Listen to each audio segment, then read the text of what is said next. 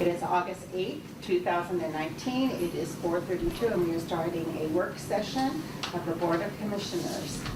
And we do a roll call, please. President Norris, Here. Vice President Herron, Here.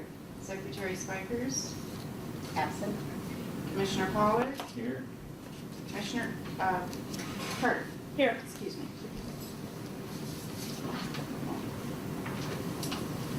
It's interesting we don't do a flag salute here, though. We do. No, not on No, those. no. And that's not on. We don't have meetings, we don't. Yeah, just seems strange. Well, that's what it Okay. is tonight. Yes, it is. Due diligence summary updates. All right. You ready to roll? Yes, we're ready to roll. All right. We'll get to that. Just the usual reminder, just so you all can start off on the same, just getting our brains wrapped around the same thing. This is just continually more and more complex, so just keep returning to the core. So the transition, just with the lease operations agreement, so transitioning operations from Public Hospital District Green Box to then associate with the Overlake Blue Triangle. Operations will go there, and then so the hospital district, rather than receiving dollars from operations, now will receive inflow from lease, in addition to tax dollars that come in. Realigning is there. Just reminding again, the Y affiliate. I mean, we share this with our ops team as well, just to kind of remember, because we all kind of regularly keep getting asked, from as we engage with people, we want to remind you why they affiliate. So the long-term viability for health services in the community, which is really probably our number one. The brand presence by linking on someone who already has established brand presence, and then the opportunities to grow our services and strengthen the clinical integration between the two organizations. And then increasing our community outreach and the opportunity to expand local community health educations, which I know you all have really talked about opportunities around the population health model, that it would now open up those opportunities there. And then we added in what was introduced at the last work study, which I thought was a good kind of reminder, as we keep coming back to it, what will the board's role be after transaction is done. And so Steve introduced those to us as we were looking through the post-affiliation budget around a role of landlord. So all of the stewardship roles that come along with that. And then influencing the population health of the district, again, really ties in with that fourth item in the reasons for affiliating. And then the tax and investment income oversight. We're definitely a fiduciary responsibility through the RCW, but then the investment income as well, because there'll be now two large trust accounts. One that is a trust account for the revenue bonds that we currently have, and then the new trust account that will be part of the affiliation. Both of those will have investment income coming into them, so there'll need to be oversight around that, and then to manage the debt, which you are already very well attuned to. Then just jumping in tonight to start working through our topic areas. So the due diligence reviews, we've got a couple of things going on there. So one is we are in the process right now of doing some face-to-face meetings for some select departments. And the reason behind that is we've delivered a fair amount of information to Overlake already through the due diligence process. But there's some information that we really just can't relay to them through pieces of paper.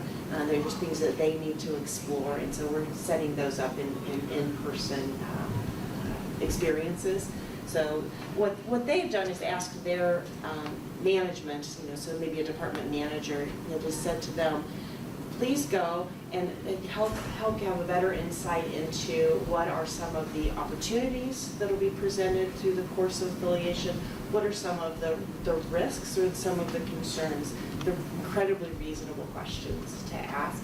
We're walking into them kind of asking the same thing. We're focusing probably more on the opportunities What is there for us to have ideas that we'll be able to gain from the affiliation.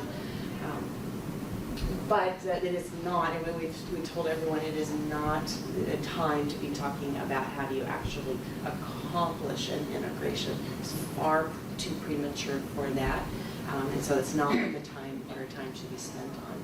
So we've had 2 meetings so far. They both went incredibly well. Great relationship building. One of the things we didn't know was how they would walk in the door. Just how do you position yourself to be function, in a very large organization, a tertiary care facility? Just how do you put your brain to walk into a smaller facility and really understand those different dynamics? And for both groups, I'm looking because you guys have been in both of the groups. I think both of them have really done an exceptional job of walking in the door and setting, having right expectations. And in fact, I think they had right expectations, and we wowed them. On top of that, I mean, when you talk to them, they didn't have low expectation. They just had right-sized ones. But then we even wowed them. So and that's part of the goal. Anything you guys want to add for the due diligence experiences? The 2 6. 6. Yeah. Oh, right. They moved it. Right. Oh, so what do you do? Do you have meetings individually? So there's a department. Oh, the department that I will have. Yeah. Okay. Every meeting that occurs, there is at least one executive member there for the meeting. Okay. Yes. They aren't occurring outside of our eyes and ears. Most because you want them to stay on Just track. focus on, good. Yeah, so all really good stuff. Then the clean room documents, if you remember, the clean room documents are things that either one of the 2 sets of attorneys have identified as information that has valuable business-oriented information in it that really just can't be allowed to come outside of a protected space because it may have impact on just on business and disclose strategy that is other strategy or plans that's otherwise intended to be kept constrained or for only specific people to see. And so there's a collection of information that we need to look at, and so we will be going and doing that on the 27th. So we'll be going and doing that review. So we'll actually go on site to Overlake, and they'll have all the documents prepared for us, and we'll look through them. So following that, So how much of our executive staff is going to go? Steve and I. Okay. No legal counsel present, or just? I don't think There's no negotiation. Yeah, we're not negotiating. There's no legal issues. Yeah. Just looking at how Just looking at things, It's yeah. absorbing information. Okay. So the timing's great because it's just in the week prior to the next version of this meeting. So the September version of this meeting. And so it'll position us to come and bring the entire summary of what we've learned as we've gone through all of the document reviews. We introduced that to you last month of what that summary looks like. And then, so we got the first round of it done. We'll bring it back and it'll be in total because it will all be finished at that point in time. So, questions about that? Commissioner Pollard, you look like you were getting ready to say something, but no, you're just repositioning. I'll let you know. Okay. Okay. We'll let us know. So on the definitive agreement, so that's our next topic that we always cover. We had hoped that we would have the first version of the definitive agreement, but one of the key stakeholders is on vacation.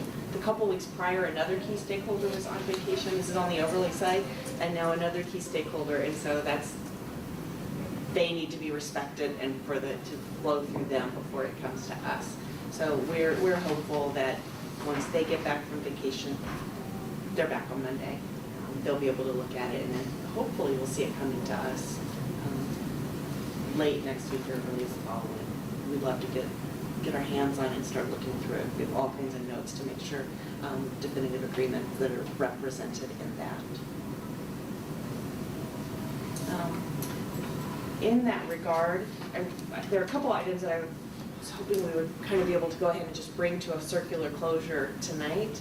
And so one of those was the issue that was brought up around the RCWs. And I think Commissioner Pollard, you were the one who brought it up, brought it to our attention. So it's been through a lot of different review processes. Oscar Ray has looked at it, and as well as his staff. Skip's been involved, Brian's been involved, and several overlay attorneys as well. So it's been nice to really get everybody's consensus opinion together. And so I included in the emails I sent out to you earlier this week, I included the summary. And the summary, it was actually written by the overlay attorney, but he just did such a nice job of kind of putting all the thought processes together. So I'm not sure we need to actually read through the whole response, but if anybody wants to talk through it, then let's do that. But I'll summarize it, and then that'll open the door. So our question was, does the RCW say that there has to be representation on a board that is created as part of an affiliation, as a part of a coming together? That's where the question that was launched out there. Are we talking about the summary of this or the letter from We're Brian? talking about the letter. Yes. I know it's Dawn. Dawn Dawn is Black. the attorney for overlay. Oh, Dawn okay. Black. What's his last name? Black, attorney Dawn Black, overlay. Right. You did a nice job. So the summary is that because the agreement that we're putting together is a lease operating agreement, we Right. actually are not coming together to do anything. I mean, what we are doing a trade-off, a handoff, or an engagement to do something on behalf of the other, but we're not coming together. And it's because even though there is a new entity being formed, that new entity is being formed by Overlake to function on Overlake's behalf. The two of us together aren't contributing to it, and so there is not an obligation to serve on a board there. That being said, the idea that we talked about last month, which was looking at what they did at Swedish Edmunds, which was putting together a committee, a strategic collaboration committee that looked out for the interests of both sides. It just became a great forum, and they continue to operate that strategic collaboration committee. Swedish Edmunds does. They continue to operate it on a quarterly basis because it represents the forum where they come together to accomplish the chartering, the reasons that the committee was chartered. And it's about representing the responsibilities and the obligations and the interests of each party. Is it the model, the same one? Is it a lease purchase model as well? It is. Because- It is the one we're watching. Yeah, because Evergreen is different, right? Yes. And Monroe, because they have a different model of board of commissioners in between. That's correct. Yeah, okay, just want to make sure it is the same. You're That absolutely we're correct. looking at The the one that same. is, the one that is just almost identical, if not identical, to what Okay. we're contemplating is the Swedish Edmunds model. Swedish Edmunds model. Yeah. Okay. Yeah, You which was mentioned the old Evergreen. Stevens. What did you mean, Emma? about Well, you know, when they went to affiliation and merge with Evergreen Monroe, their model is that they have 2 and 2 on each, and then there's a one in the remember? middle. The one in the middle. So they're on both sides, so, but that was a different type of negotiations or level. Yeah. That's why I wanted to clarify how's that work? How does it apply to It's a us? super question, Okay. because it is one that's near us. Yeah, that's what I And wanted. it's a public hospital district with another. With It another. was flipped, the public Yeah. hospital district is the one doing the acquisition. Yeah. Because, Yeah. yeah, Monroe is. But, Okay. Well, when we actually have spoken with them, we've Yeah. sat down and spoken with Evergreen Monroe Right. and with Evergreen? Kirkland. Kirkland about that, and he would pretty uniformly say, wow, wish we would have done it differently. Not every single one of them, but they have found there to be some, just some challenges. It's got a cumbersomeness to it because of so many different boards, Okay. 3 different boards. And I'd like the record to show that Commissioner Spikers has arrived. Sorry, everyone, I had to go down to the jail. Oh, no. That's what attorneys do. Well, we're going in and out. Someone posted your bail. Somebody posted. All right, do you need to add more? So in this email, you'll see that, so overly, they're willing to talk about the committee. They were a little thrown. They didn't expect that. But they're willing to talk. They're willing to talk about it, and so it'll be approached in the definitive agreement. So more to come. Yeah.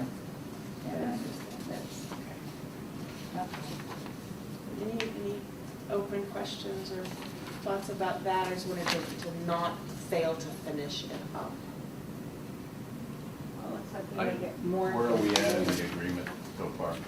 We're not at the agreement yet. We are It's in the letter. Okay, the letter, which I don't have. right there. Oh, here it is, okay. On that you have Oh, 70.44240 and 260. These are all the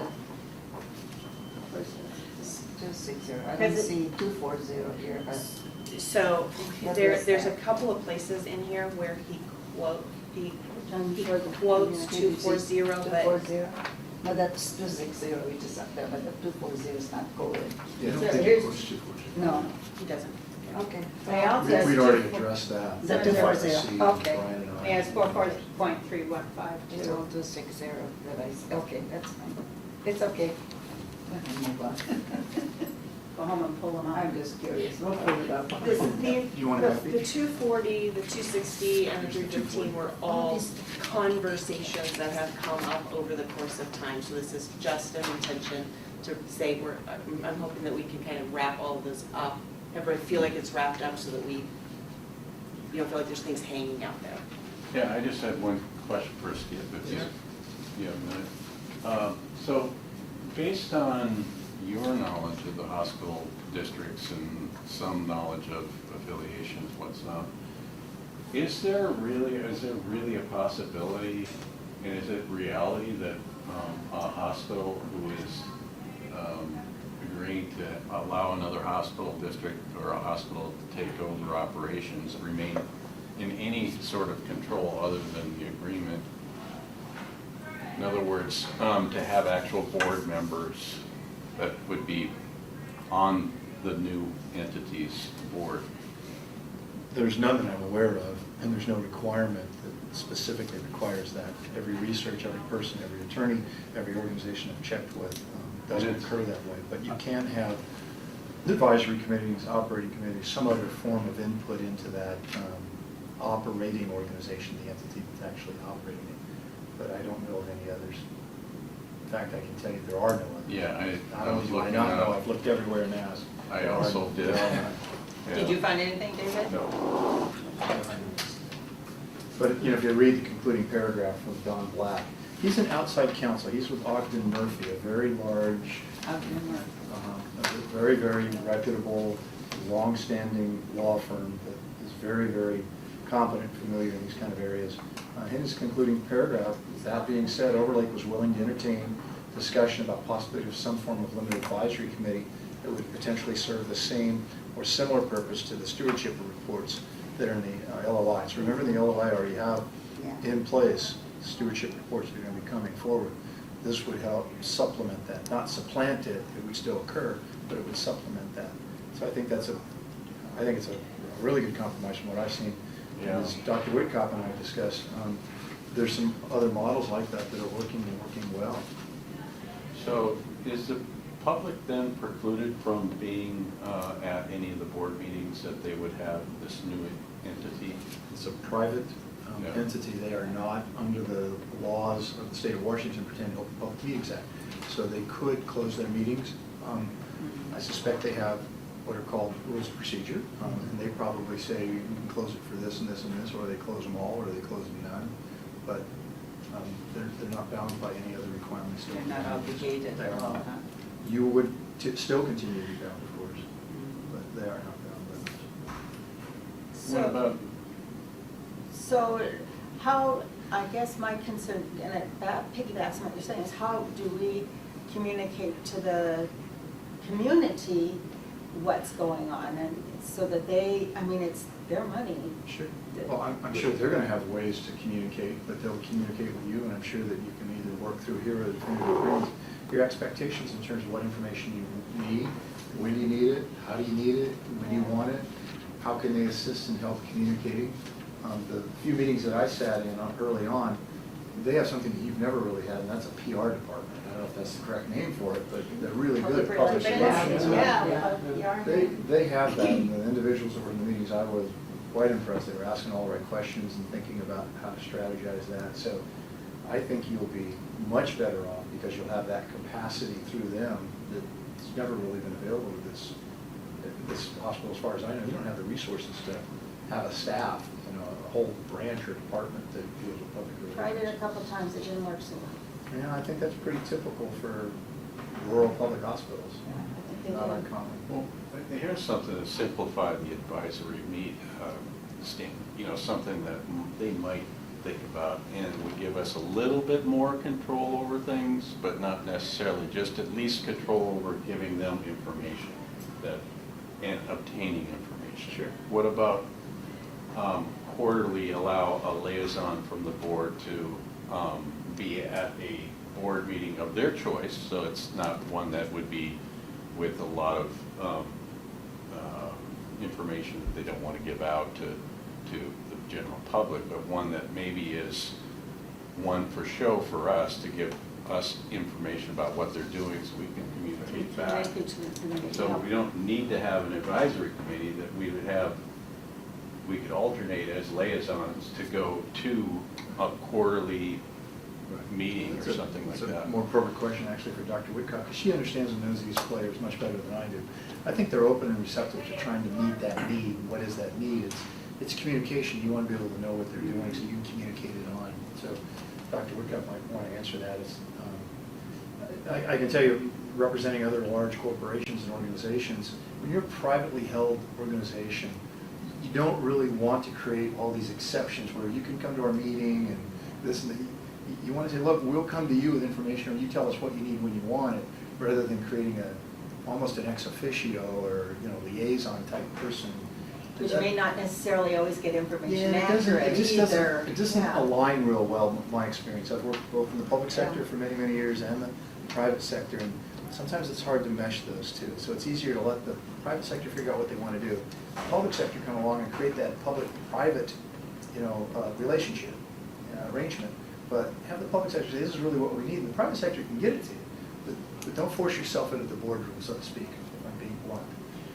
I just thought they could use it as a PR device Might too, work. to allow information to flow back to the public, to give the public more of an idea of what they're doing as far as, for the community, Right. what I kinds of. think they'll find wonderful ways to There keep you that go. communication flow occurring on a regular basis, because it's part of their marketing campaign.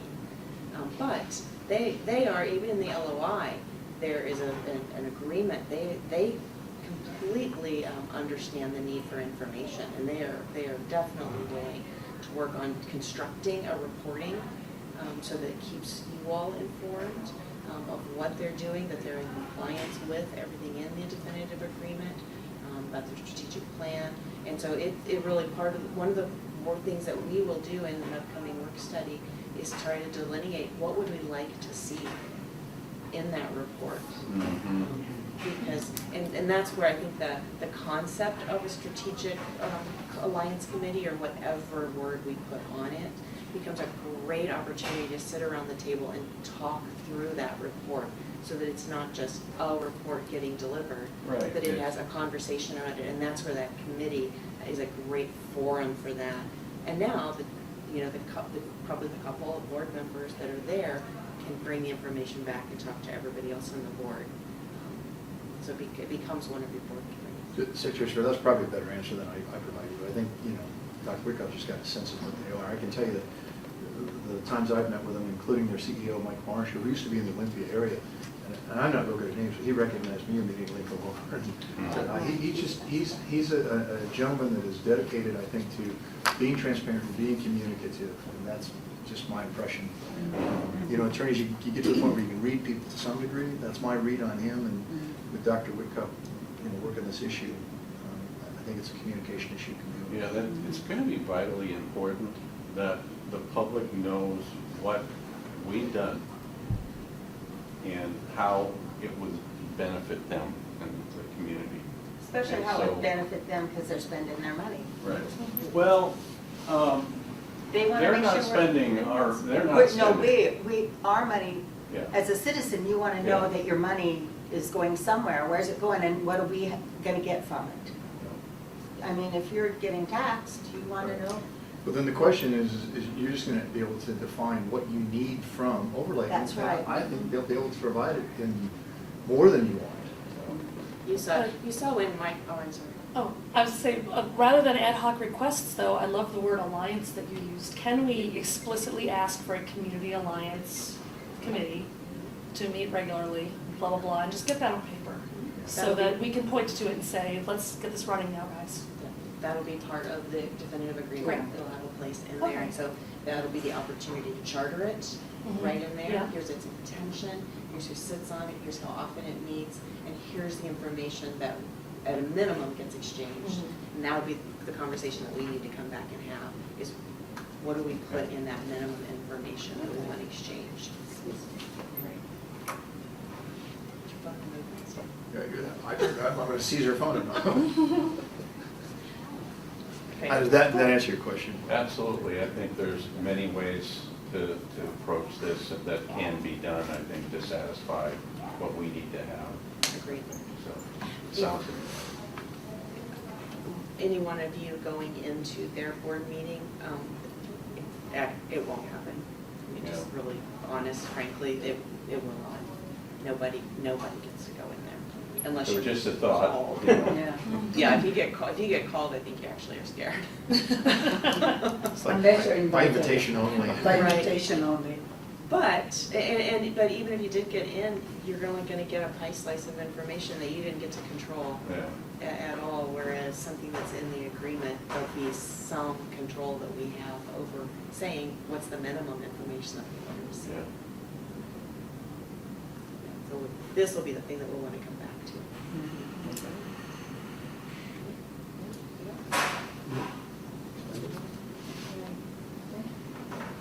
Can we jump into the trust now? That's going to take up. Yeah. Trust, yes. It's going to take up the majority of our time. So this is the one that's titled Trust Agreement. And what this is a coming together, so Skip and David, I hope you weren't offended at my No, no. note that said, we don't have the legalese yet. No. So this is the content that was, when we talked about trust in June, furiously taking notes of everything that was said. And so this is grabbing all of that information, that's grabbing the information that was in the LOI, and then it's also incorporating the information that's come through, as the executive team and Keith have participated in offering some other information. So remember Keith Clevin from Piper Jaffray. So he's been really helpful in making sure to protect all of our revenue bond interests there. So this represents the draft of the content that will then go into the definitive, or not the definitive agreement, excuse me, the trust agreement. Who wrote this? Brian Howard, That's our lawyer. why do you ask? Is there something on it that was bothering I you? just didn't see a name on Oh, here. gotcha, yeah, it's internally produced through Brian. So I was kind of thinking the best way to go through this, and I think it's probably best to go through section by section. So the section number 1 is talking about the creation of the trust account, Yeah. funded by a portion of the tax revenue in excess of money that's already obligated, and a portion of the unrestricted cash balance. And the two purposes of the trust account, there are only two purposes, and one is a safety net for some very specific operational losses, and we'll talk about those more in other sections. And to maintain investments in, and we've referred to it as a safety net, so that should we have to resume operations of the hospital, there's money in order to do that transition back. And that transition back to us.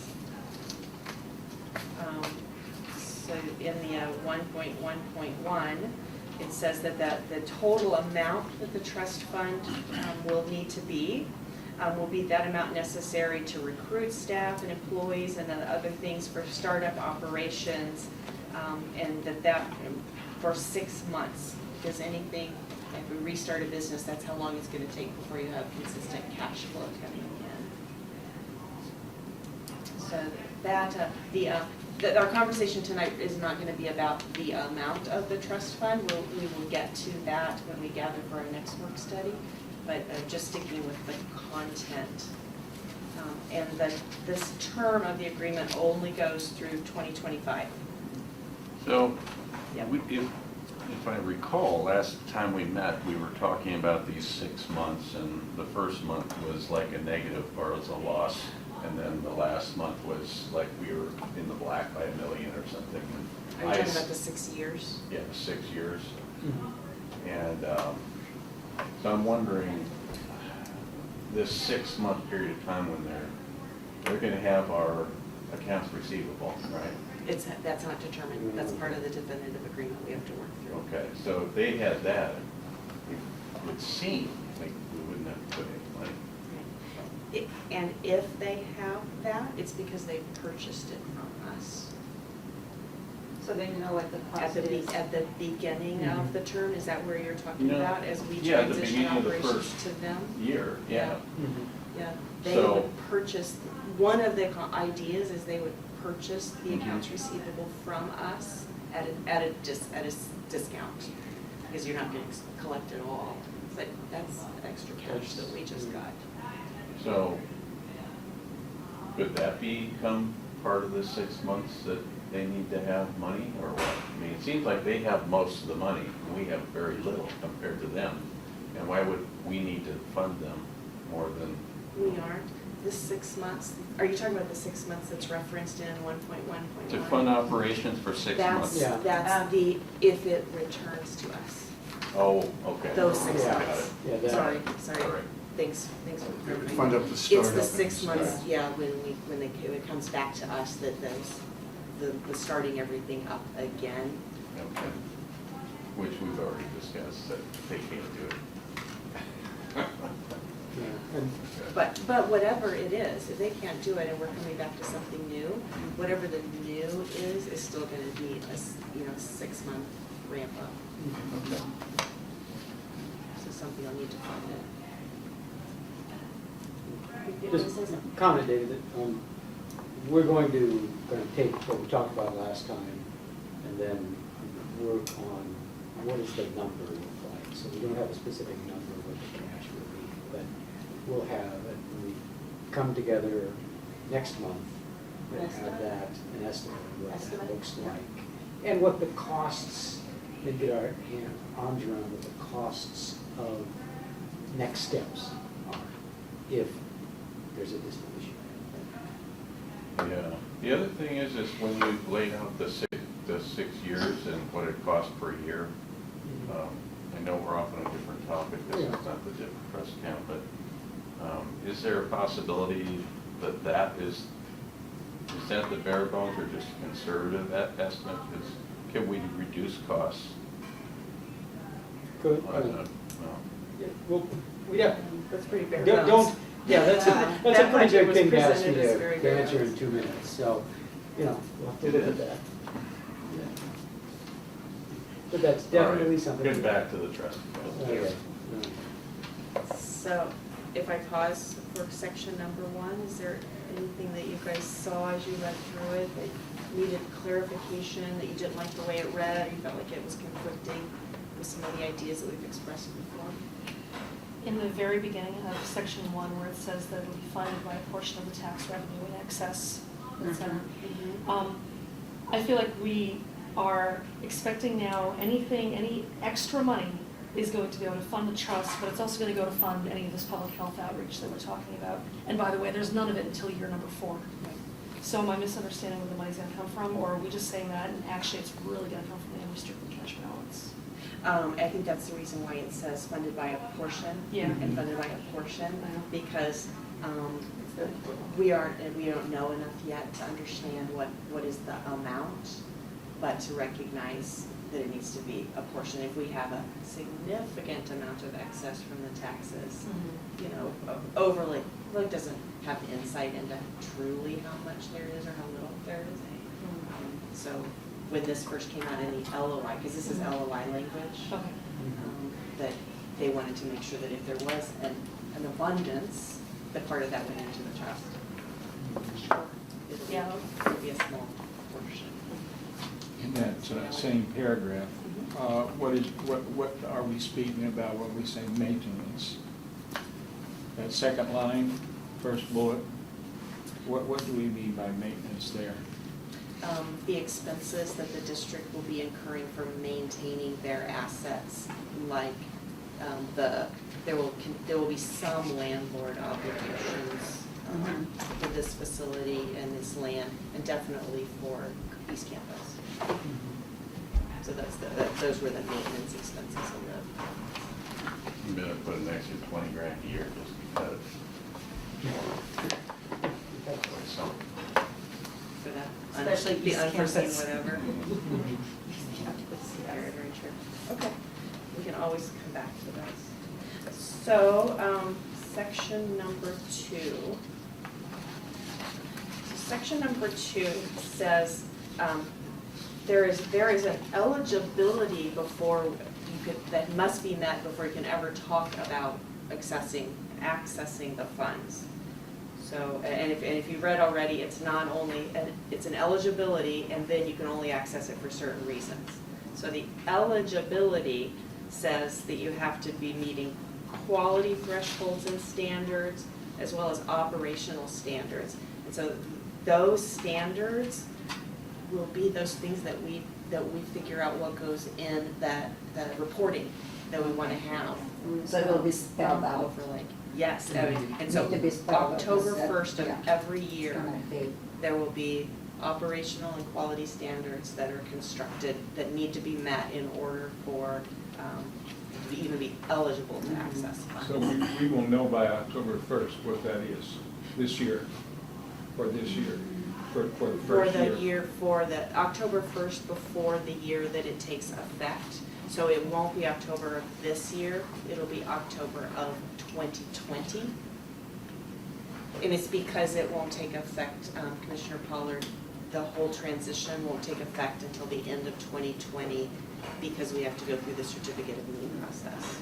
So this mutually acceptable quality thresholds and standards will come from us to be accepted by them, or how's that gonna? Yes. Okay. Mutual, we both agree on Mutual, it. yeah. We both agree, Yeah. but the intention here is that we initiate. We initiate, We yeah. initiate, but they will agree that it's not unreasonable.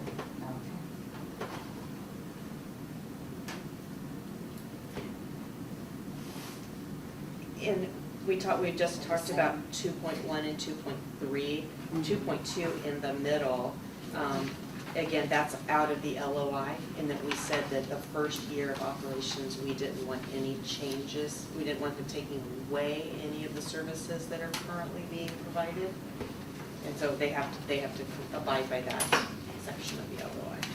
Let me just be clear. Yes. Are all the clinics that we have right now on the bridge, are they taking over that operation as well?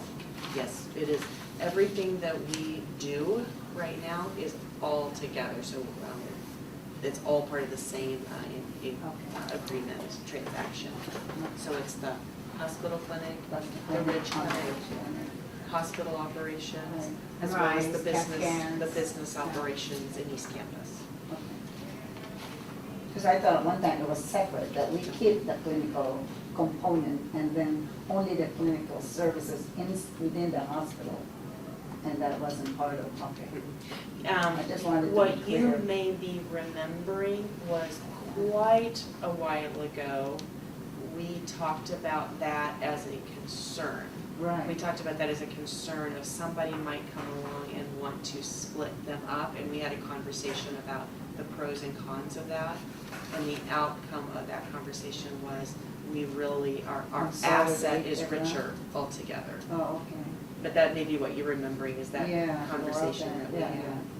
Okay. The only exception would be Plus, I the thought- King County Rescue lease. They're not going to assume that. They're not going to have to manage that. That would be the. No, just the business operations. Just the business on this operation campus. over there, but not the lease that you hold.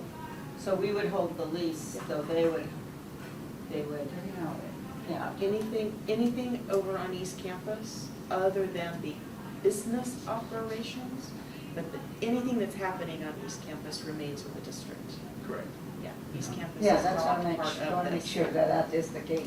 Yes, East Campus is not part of it, but the Not part. business operations that are happening right now on So East the Campus are. So the rescue- billing up, no, not rescue. Not that's true, but Billy. Our business operations that are happening on East Campus is human resources, our billing office is there, and our medical staff services is there.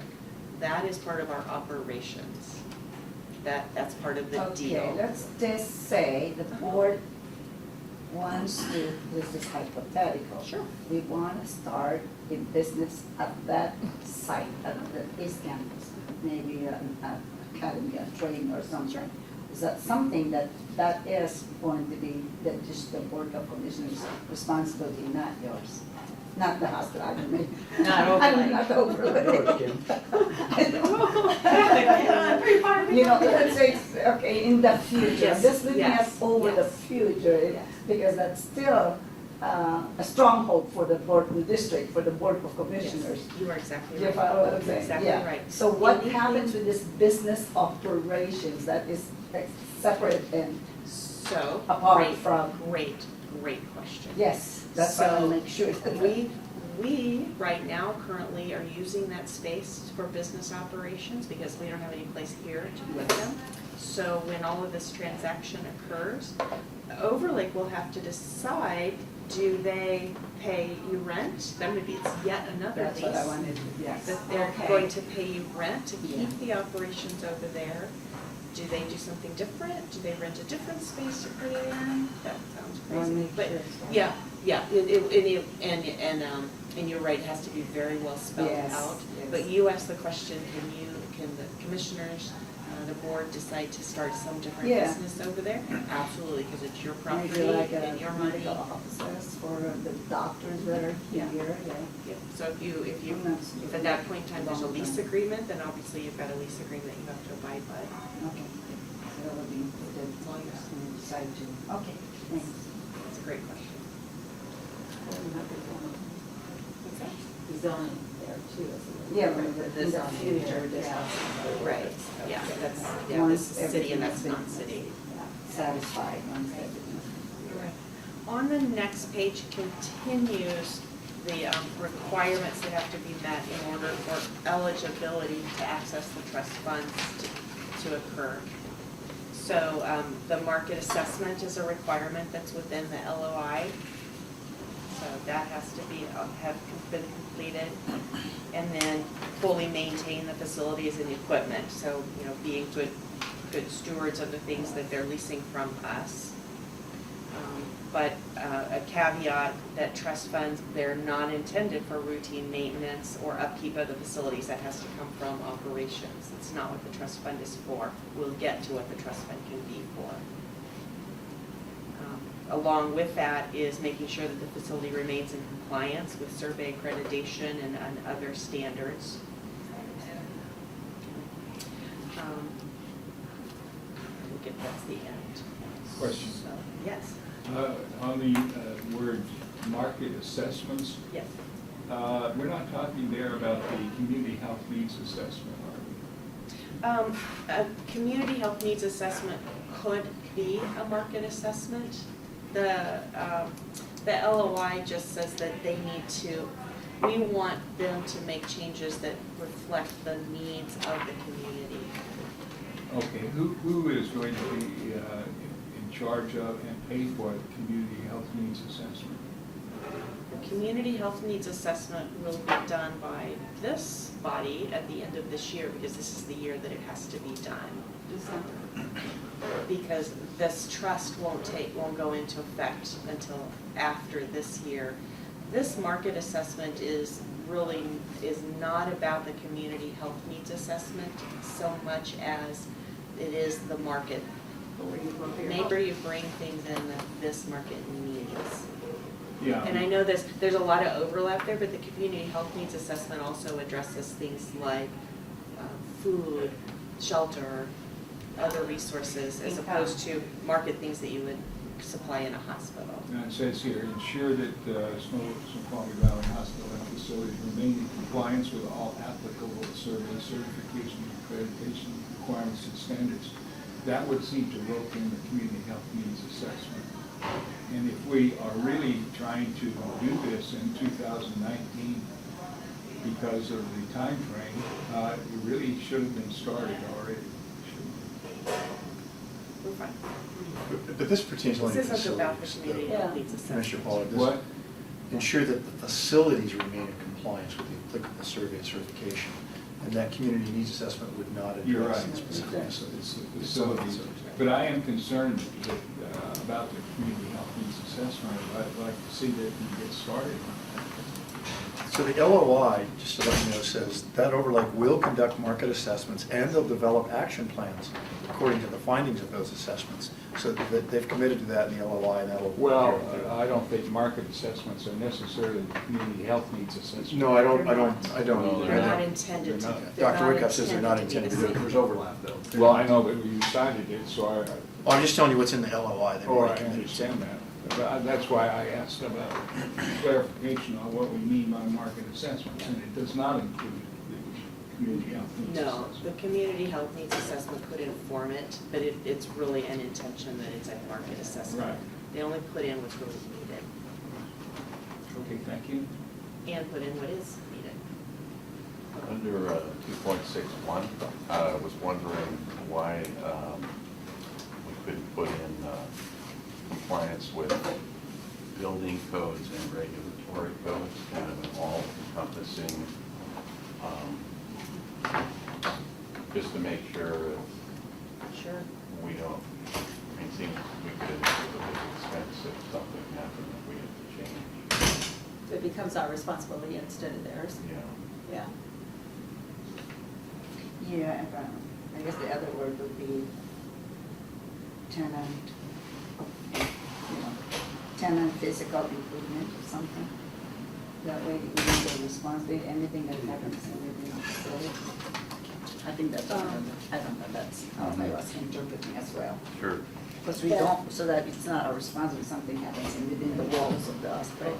That's more That, and I think in the back, so that will be dealt with in the agreement, not the trust Right, agreement, okay. but in the In the definitive. agreement, the definitive agreement. Okay, Yeah. this one. bring it up. But you're right, that's a definitely on Because we everybody's don't want to mind have to for absorb all that stuff and, Right.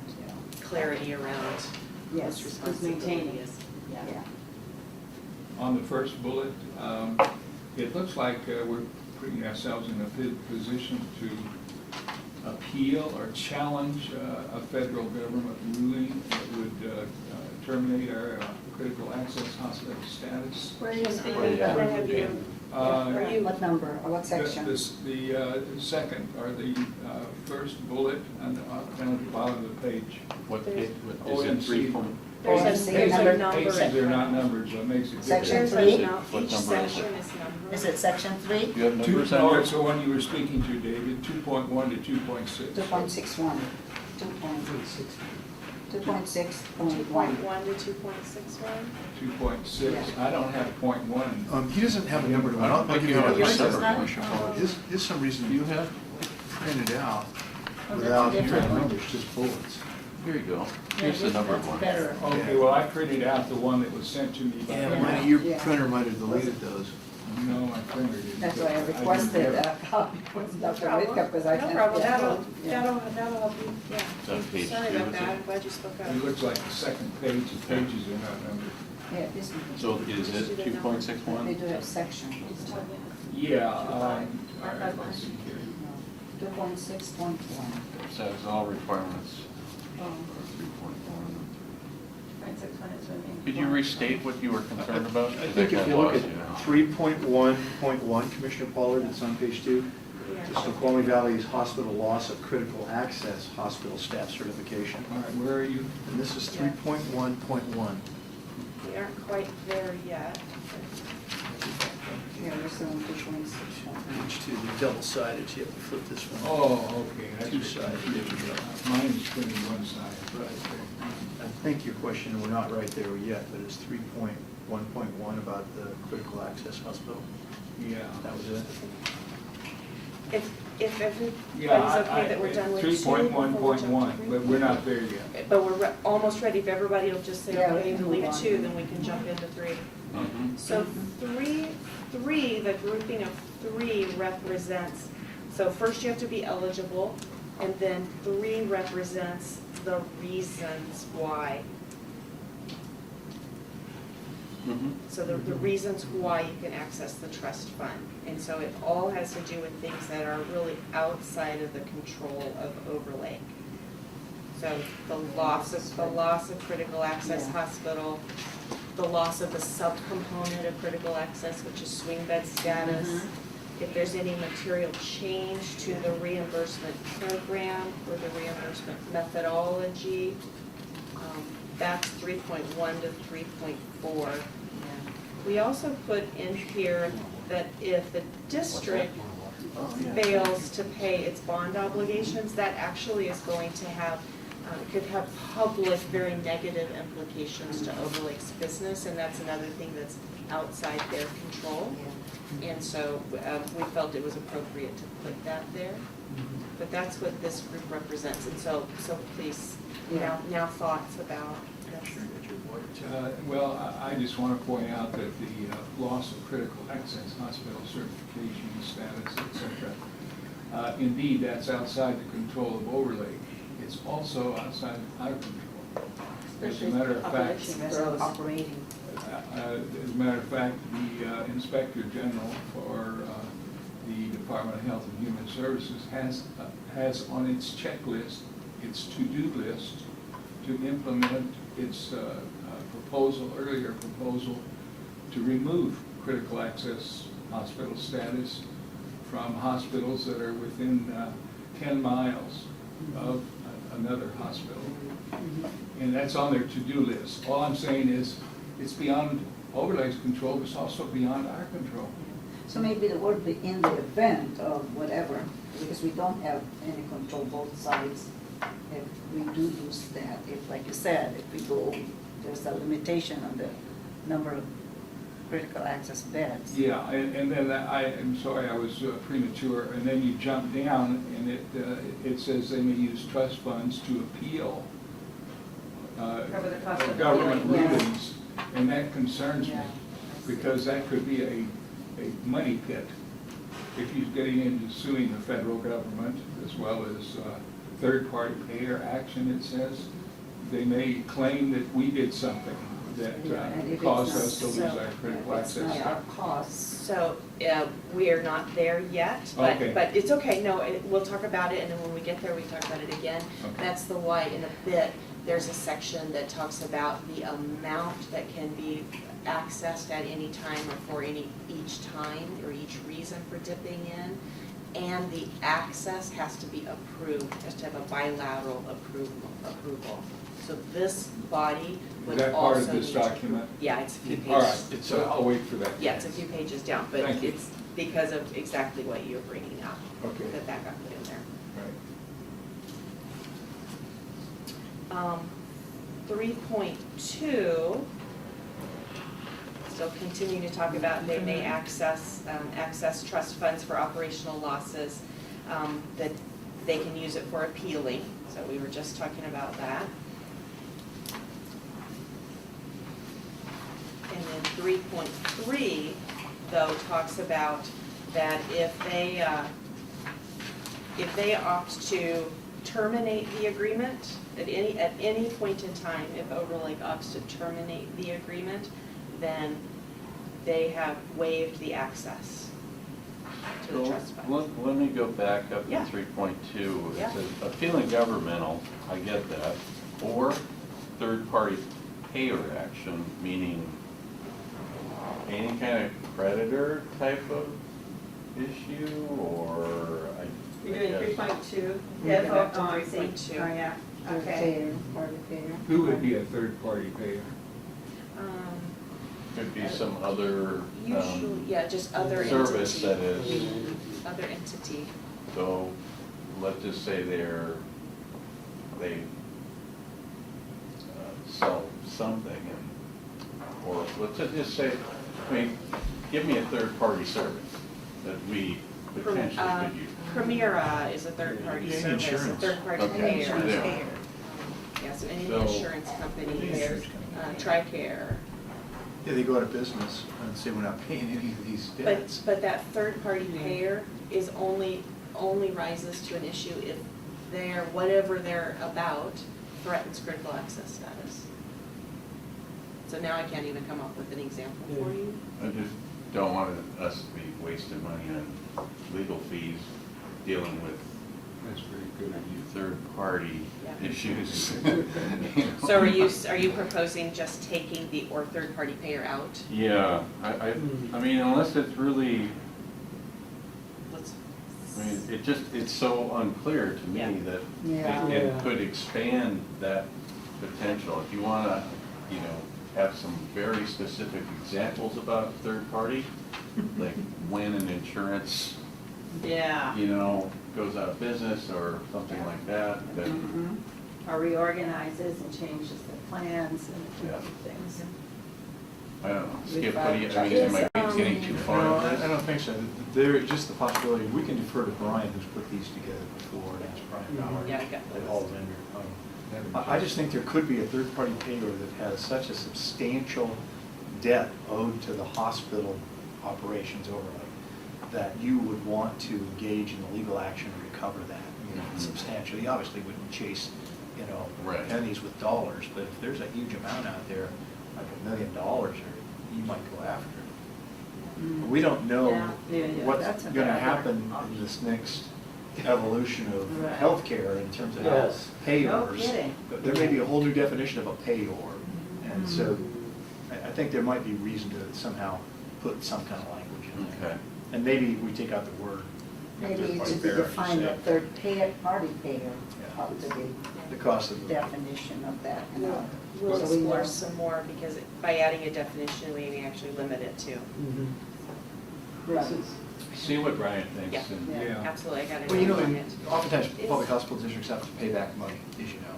Yeah, we do know about that. Okay, and so if all of a sudden Overlake says, no, I don't think you have to pay that back, we're gonna appeal that, that might be a third-party payor situation, third-party payors that you pay it like that. Yeah, but it wouldn't threaten your critical access. Would Meridian be considered a third-party It payer? would be a governmental entity, though. They're a governmental contractor. Contractor. It may though cover us if, on that interpretation, okay, it wasn't a government, it was an Meridian. I'm just kind Or of. fiscal intermediary. dancing. Okay, we'll find out more about the I thinking think of it's a that. good clarification, just to figure Yep. that out, right? Yep. We're just not able to come up with a real good example. Okay, on 3.2.1, that's what we're discussing Yes, right it now. is. It's interesting, it says here terminates or threatens to terminate. Now, on the next one, 3.2.2, it says terminates or reduces. It doesn't say or threatens to reduce. Good catch. Yeah, that's. You just want to be Good parallel. catch. Yep. Well, they're threatening right now, according to Dean, so that seems like, that. Point of order. You got it, Commissioner Pollard. That word might, you want to throw out threatens to terminate. Yeah, You Give want a notice to terminate, I think yeah, threaten is. Either take it out or put it in 3.2.2 to be parallel. That's all I'm suggesting.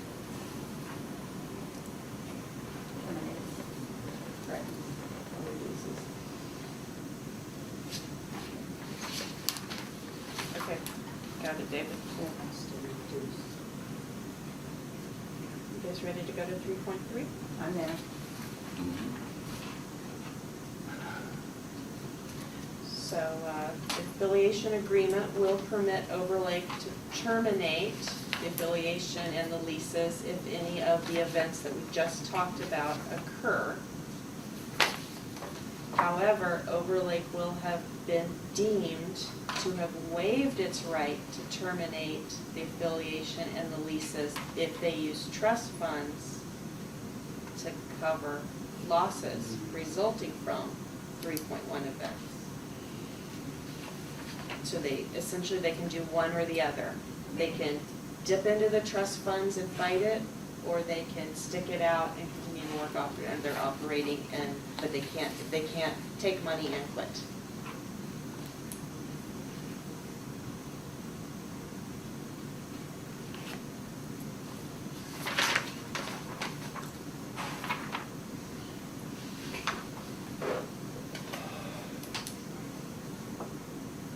Else on there?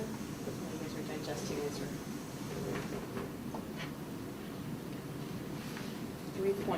3.4, Overlake may only access and use trust funds to cover operational losses resulting from 3.1 events, again, the things we talked about.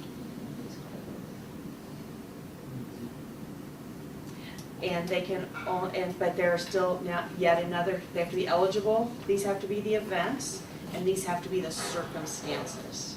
So the circumstances are that the hospital has to have a loss.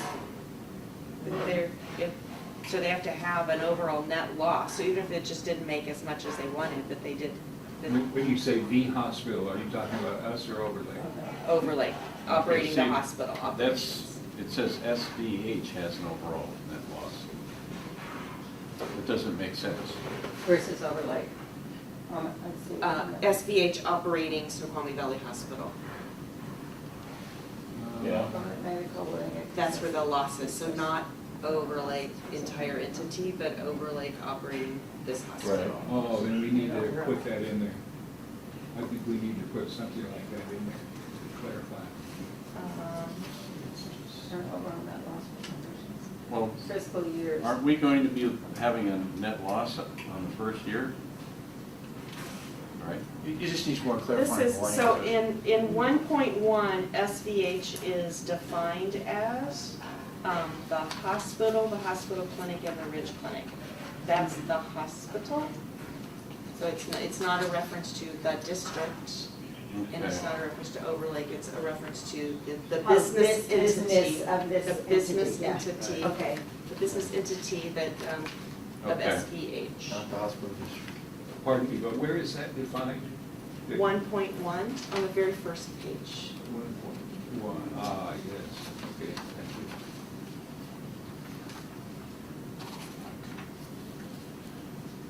Makes more sense. So I guess.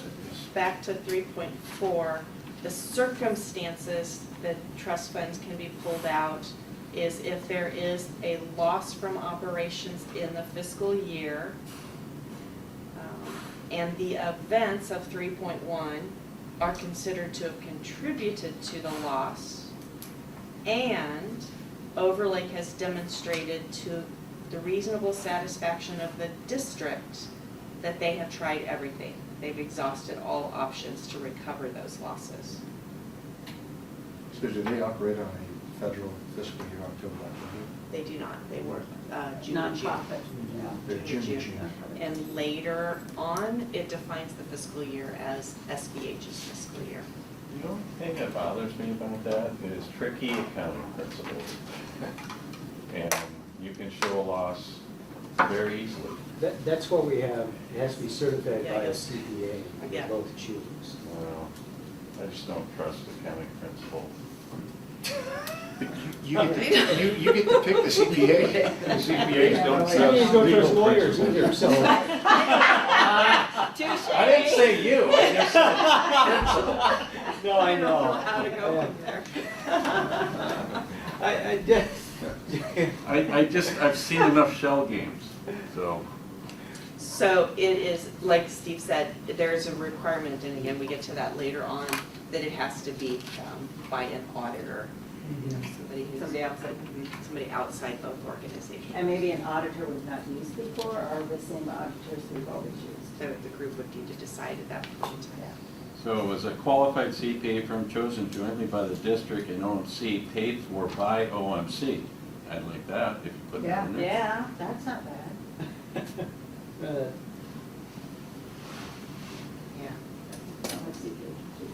Actually, By district and At RC. least there's something controlled. 30,000, isn't it? Or 50 maybe? Or is it audit?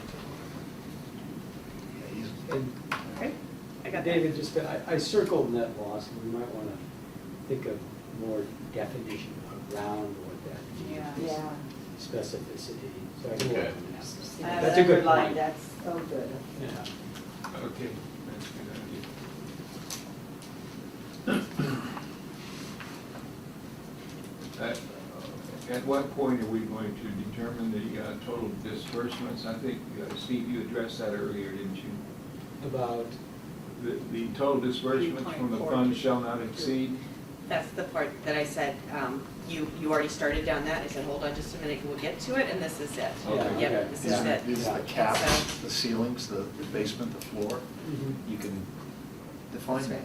So we're defining that at any one time of dipping in, or any one reason for dipping in, there is a certain dollar amount or a certain percentage in any fiscal year that can be extracted.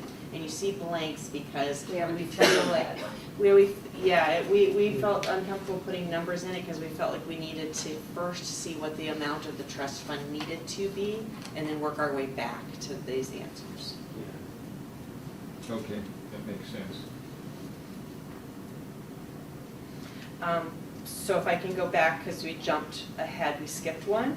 So 3.4.1 says that to get to the trust funds, there has to be a written request as well as all the documentation required in order to access the trust funds, and there has to be an approval. So this body is part of the approval, it's bilateral. So how would we still be meeting, if the board, would the board still be meeting? And would the board then as a collective come together and decide and vote? Is that what you're saying? After the transaction, the board will continue to have obligations to meet consistent with the requirements of the RCWs for a public hospital district. Okay. So yes, that would be one of the opportunities. I would think it would just be a legal opinion. Yes, they've met these requirements, they are now eligible from legal counsel. Right, I mean, it wouldn't be necessarily a vote. We were constructing it that it would be by resolution, that it would allow you to have some control over the trust funds. Even if they met all the requirements. Well, I think the But yeah, board would because do the we're so- initial review of whether they've met the elements. If Yeah. you, for some reason, didn't think that, you could ask for a legal opinion, but the board would have the authority and ability to say, yes, we believe that, by resolution, we authorize. So the two pairings is the very last entry in 3.4 that Overlake demonstrates to the reasonable satisfaction of the district that they've tried everything. Yeah. And then that pairs with 3.4.5, which says no properly documented request will be unreasonably denied, but still needing to have the opportunity to actually approve, because this is district property. Yeah. At the Belongs to the very people. end, and we keep jumping around, but at the very end, it is very definitive that declares that this trust fund is the property of the district. It lives on the district's balance sheet until the end of the agreement, Contract. and its final owner is identified. If we took the position of an insurance company, we could delay payments for years. That's our honest attorney system. Then there'd be a suit for the maybe- third party to pay or not. So And maybe, documented. No, that's one of the shell games. Yeah. so you're saying we should put in 3.4.5 will not be unreasonably withheld and will be timely delivered? Probably. No, I don't want that. Yeah, now, some of these are kind of self-understood, but it says here must submit a written request and documentation Yes, to the yes, yeah. district. I was just going to ask, is that documentation to the district that satisfies the district's demands, or a little documentation won't do it? It's gotta be properly documented in our own eyes. Yeah, even the word proper documentation would help, but the written request and documentation, I think, needs to be expanded a little bit, Got it.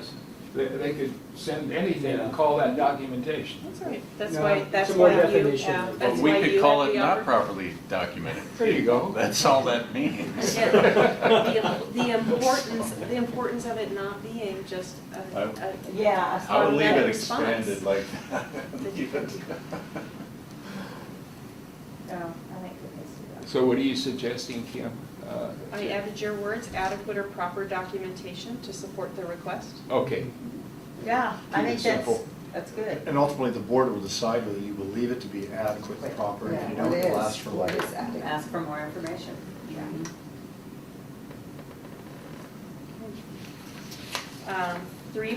3.4.3 says that the intention is that the disbursements only get made at the close of the fiscal year when you actually can demonstrate that the loss has occurred, but that there may be some circumstances that it's very clear that waiting is not fair. And not the best interest. It's not in the best interest of maintaining access to health care.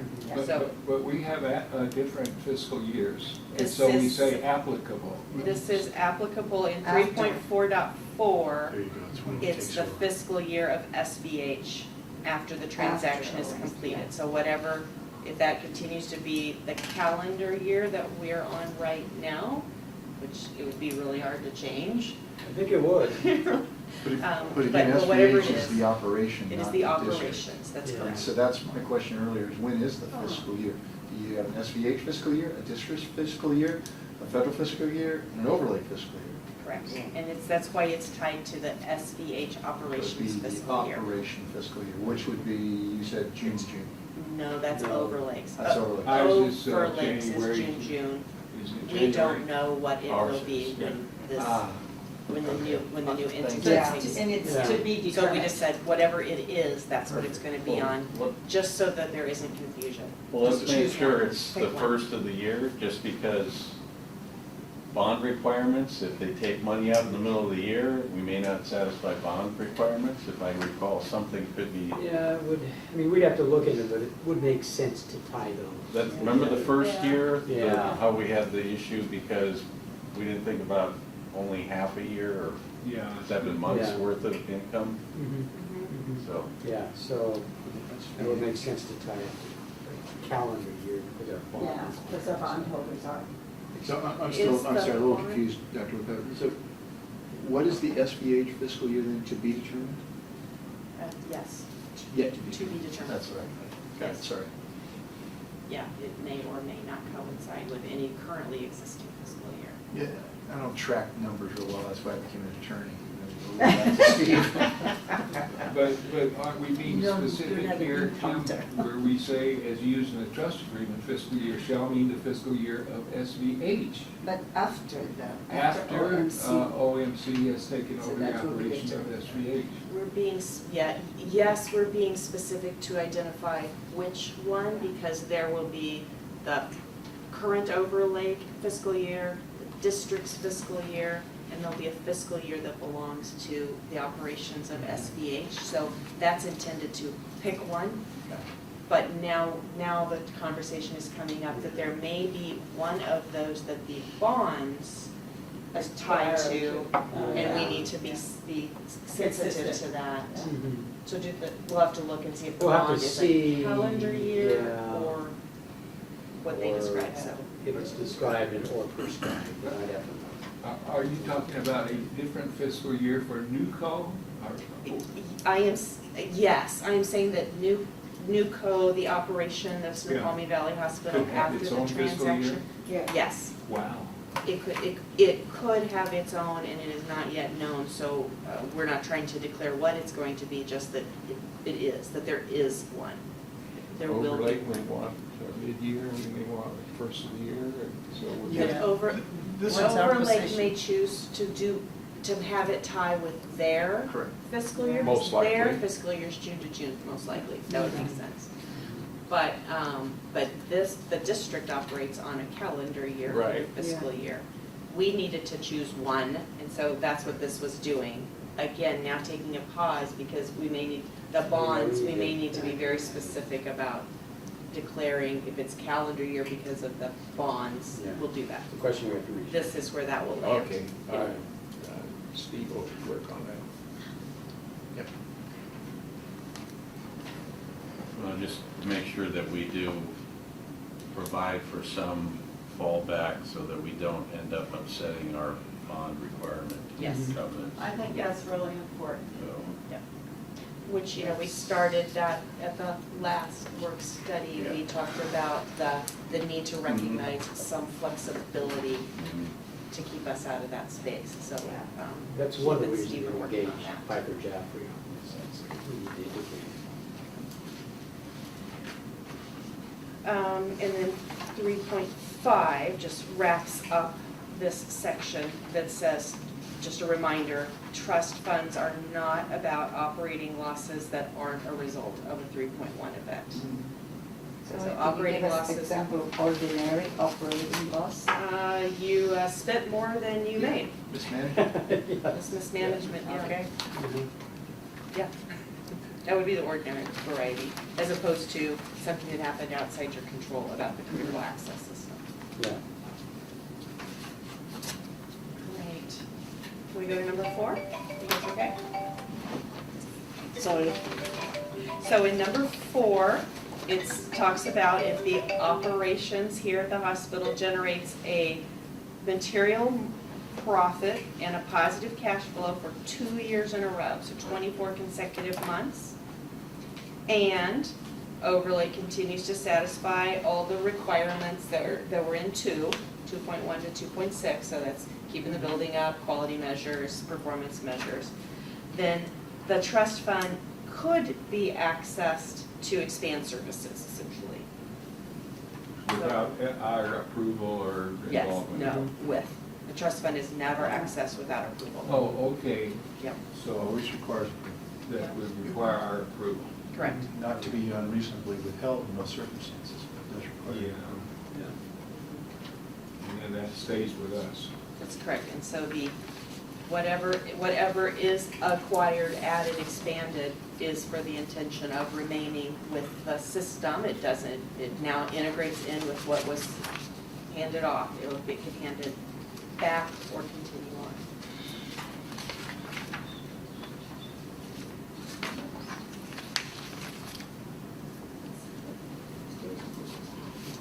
Okay. And now number 5 talks about at the very end of the 6 years. So in 2025, as the end of this, the term of the first agreement is coming to an end. That at the end of 2025, Overlake cannot access any of the trust funds until it purchases, makes a decision to make a purchase, so buy out the revenue bonds. Okay.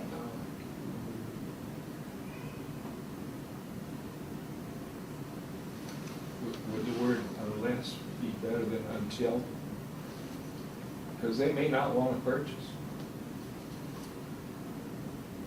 I'm not catching the until. On top line, Oh, after, Until it purchases. Until it purchases Unless upon value. it purchases. maybe unless is better because until almost implies. that's fine. You're great, you're always so good at making word choices. Yeah, that's great. Probably should put in revenue. Or unless and until, that's, Yeah, it's language fine. related to revenue. Now you're thinking like a lawyer, that's right, because you get paid by the words. You get Yeah. paid by Be a good Unless- Unless and until. Less Buy out or until. finance or revenue. It's more direct. Unless or until, unless Good or. reference. Until, yeah, Covers everything, I mean, yeah, Yeah. that's exactly right. More like a threatening word though. Um, Unless you behave yourself. In the revenue bond documents, the bonds can be bought out as early as September in 2025.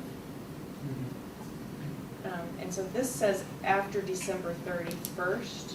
I'm just wondering if we should back it up and say September, because that's the first time that you could call the bonds, and just take away the opportunity to access the trust funds, at least in those October, November, December final stretch.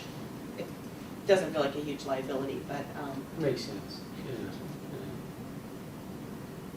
What are you, 5 or 6? 5. Yeah, 5 the top after December 31st, 2000. And instead of 35. December Yeah. 31st, it's September. September 1, Yeah. 2025, because that is the first opportunity for the revenue bonds to be called. So September 1st rather than, I would probably. Could you tie note it that to the reason, bond. so that 6 months from now, we don't wonder why we Yeah. said September? Yeah. really. I'm writing it down every We'll look time. someplace else too, Okay. but yeah, yeah. Yeah, and add in reference to that. Yeah, we'll say when revenue bonds called. Yeah, that makes sense. Well, 6.1, this could be a potential problem too, because I don't know what exercises mean. Does that mean at close, or does that mean giving notice? Because if we do, if we have to take this off of the balance sheet, and they give notice and they close in January, the last 3 months, we will be in violation of the covenant, so. So we have a note, maybe this speaks to where you are, in our documentation for the definitive agreement, that a 6-month notice is necessary. And for every month short of a 6-month notice, that incurs an extra penalty because it needs to build our trust up a little bit more. Got that, but Is if that what you're talking our about? bond covenants require us to keep a certain balance, and if, And if I'm cash, reading don't this you, right, too? if the balance on our books changes before closing, and we actually get the money, then we'll be in violation of the covenant. But we're all, I think we've said above that the purchase involves calling the bonds. The bonds no longer exist. The trust indenture requirements no longer exist. We can check that, but I think we've got a logical flow there. Okay. Yeah, yeah. Well, Getting something ahead to of check, you, but but, I think we're all right, but we'll check. Is there any conflict between the last sentence of 5? Do not receive any additional funds after providing notice of termination if it terminates the affiliation prior to January 1st. In item 6, it talks about exercise the option to withdraw from the affiliation agreement in December. Is there a time lag there? They could use an option to withdraw in December, but then the termination prior to January 1st. Yeah. Yeah, we need to, yeah, needs to be this cleaned is up. we very, need to yeah, maybe need to relook clean at it that up. date. Yeah. Good point, thank you. Need some cleaning. So it makes a lot more sense.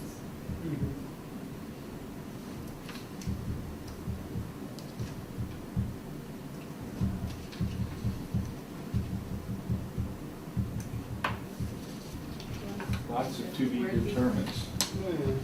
Not too many. Enough. Any- Are we gonna We get made to it to the the rest of end. this? Yes, Okay. in 5 minutes. Yeah. Are we okay? I don't want to walk Yeah. away from this, because this is the work of I think tonight, there was really. really good work on it. On 6.1, are we making an assumption there, once again, it says, the trust fund will remain the property of the district and posted to their balance sheet until the time OMC exercises its option and purchases the facilities and associated land from the district. I don't know, maybe that's okay. Until it exercises its option. What if it does not exercise its option? And it doesn't get it. then the trust fund will also remain in the property of the That's district. right. Either way, You retain it. we Yeah. retain it, yeah. Okay, Start all over again. thanks. Thank you all. I know Thank you you. have to do a lot of homework to prep for that. But we'll get all of those questions and comments brought in and then follow up next month. Yeah. Thank you. All right, so going through, so land and building leases, nothing to offer there, that just remains part of our agenda. That time will come. Transfer of equipment leases, that time will come. Certificate of need also, that time will come. We did have an opportunity to have a conversation with the Assistant Attorney General, and I say we, but it really was Skip. Skip was our we. Do you mind, Skip, do you can summarize? No, I don't mind at all. Okay, because I sent the email to you all. Okay, so there's an antitrust division that's set up within the Attorney General's office. And at one point, anyway, the contacts I had, they said, yeah, there's 2 people. There's now 13 Assistant Attorney Generals in the antitrust division, I found out. Then there's a lady's name who I came across in the legislative testimony, and I started just calling these people that were in the antitrust division. Finally got the right person, and we traded phone call messages for probably a good week and a half. Finally connected, and she said, yes, we are aware of the implementation issues. We know it takes effect January 1, 2020. What is your question? I said, well, what do we have to have in place to avoid having the Attorney General's office be involved and review this for us? And she was very, very nice and very pleasant about it. She says, a definitive agreement would work. You do not have to have your certificate of need. And I said, would you be willing to talk to my CEO, Dr. Whitcup? Absolutely. Would you be willing to talk to the CFO? Absolutely. Outside counsel? Yes. So Would you very be willing to pleasant. put it in writing? I should talk it on the phone. I did not ask that, but we will have more conversations with her now that we have the contact point. And they do not have any system built up. They do not know how they're going to review it. They know that you're going to inform them and provide that information, and then they have 30 days to ask for additional questions or information. And they don't even know what that's going to look like. Yeah. I can tell you that their concern is it has been abused in the past, but she was also quite open and honest and said in the past, people have come forward and says, we're doing this, do you have any concerns about antitrust? And so I said, well, we will be transparent about this, we'll work on this. I didn't go into any of the details at this point, but I said, Details can change. it's a public hospital district that wants to do it and do it right and make sure the Attorney General's involved. She says we would be more than willing to assist if we could early on.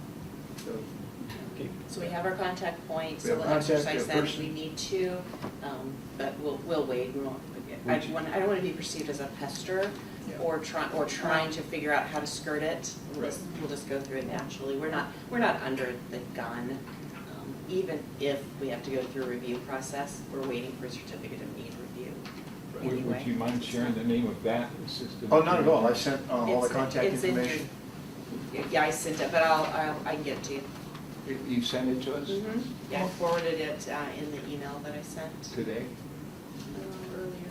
Oh, It's okay, I'll get it for you. So would you mind sending me that again? No problem. I'm sorry. No problem. Are you planning on calling? Pardon? Are you planning on Of course calling? not, no, but I would just like to know who that is. I'll get it to you. Yeah. I'll probably give it to you today. So, just our very last piece, and then we can, eat whatever's in the crock pot over there. This was just June, okay, June, July, and now August. So just update. So, we are, for due diligence, we are on track right now, but in the notes, you see I wrote, it feels like we're on pace to not be. Right. Because we're supposed to have it done by the end of August. And so I think it's gonna go into September, so I think it'll Oh, be I a little didn't late. mean to put this on. The definitive agreement as of this moment is on, here's the. Well, thank you. The definitive agreement as of this moment is not delinquent, it's still on track, but that we don't have it in our hand yet to review, so it feels like it's also on track to be late. Here it is. You don't have to write The it. trust agreement is the contract, the contract that we just did today, so I think Our we're number. looking, the parts of the timeline that we're in control of, I think we're doing great. All right. We're doing great. And then the leases and the certificate of needs, no updates there. And the PTO that's happening at Overlake, I don't know if any work has even begun yet because the person that I would ask is on PTO. Erica Kosher. Yeah, that's the plan, or they needs 13 attorneys? Well, that kind of concerned me that, you know, You wouldn't believe. And we pay for them? More money for Yes, you do, taxpayers. Taxes. Oh, you there's a lot of wouldn't believe antitrust how going on. much, I think they're just making it up. We are a litigant state. Yes. Will they also do all the pharmaceutical It is antitrust? 6:02. We want to adjourn for some food and re-adjourn at 6:30 for our board meeting. Downstairs. Yes, downstairs. So we are adjourned. All right.